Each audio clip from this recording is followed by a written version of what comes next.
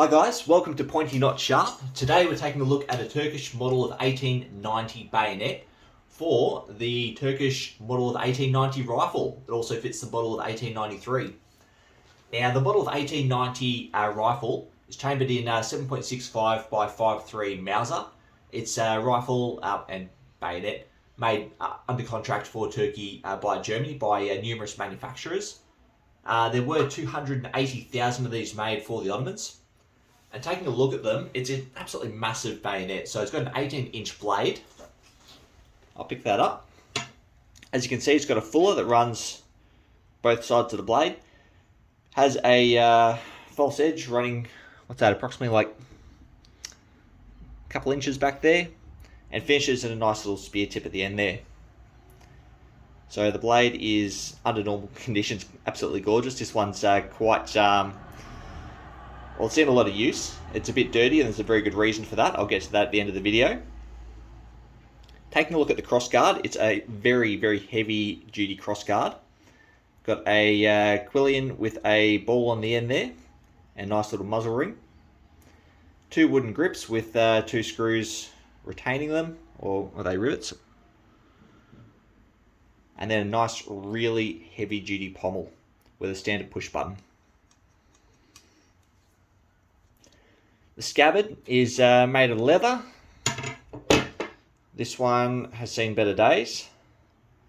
And it's got a steel cap either side. Place that back down. There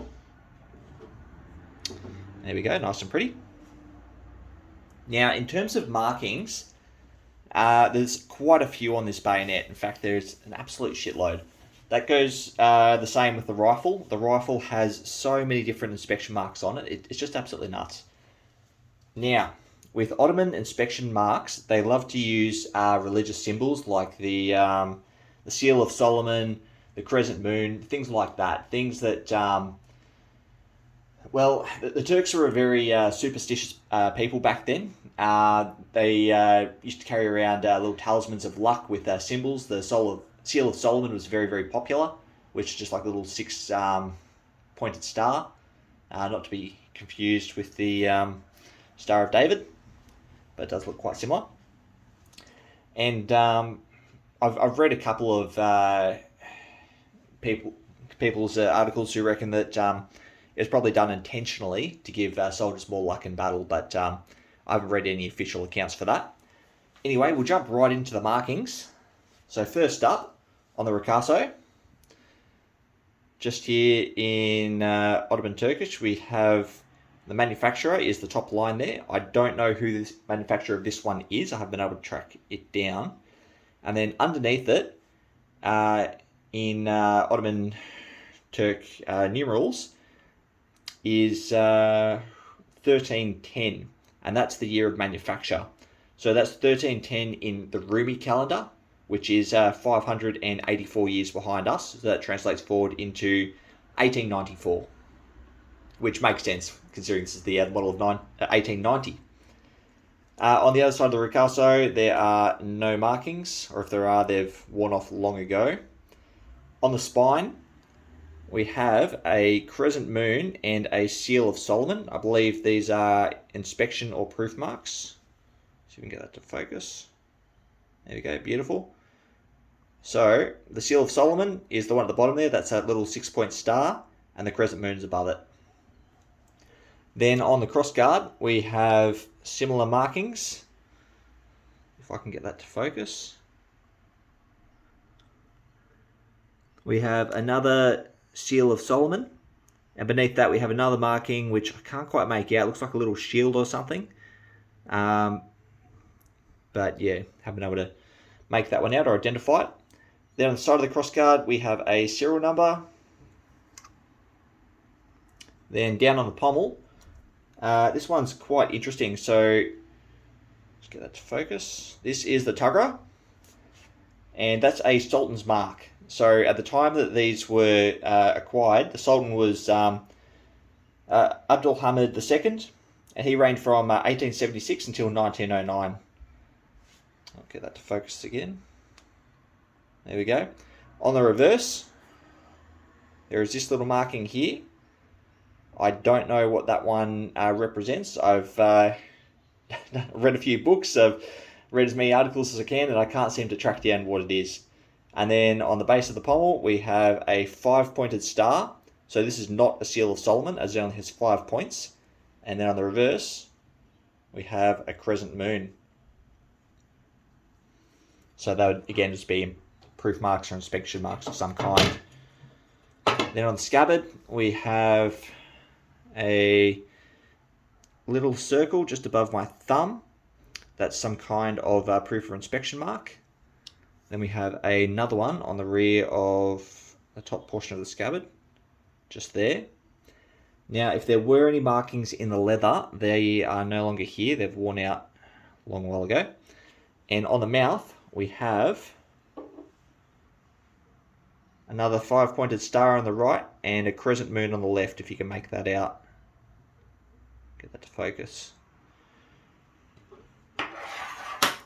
So as I said, there's an absolute shit ton of markings on these. Very gorgeous bayonet as well. Now, these were in service from 1890 when they were first procured. I'm a little uncertain when they stopped using them. So around just after World War II, the Turks obtained a lot of M1 Garands from the Yanks, or started using those. So I imagine that when those came in, these were out of service. In about 1933, these started to get cut down quite short to 8 or 10 inches. I'm not certain of the exact length. It's a term that gets referred to as being turked. A bayonet's been turked. Means it's been cut down. So it's quite difficult to find one of these at full length. I've only seen 2 or 3. You'll come across thousands that have been shortened. And the shortened ones are referred to as a model of 1938.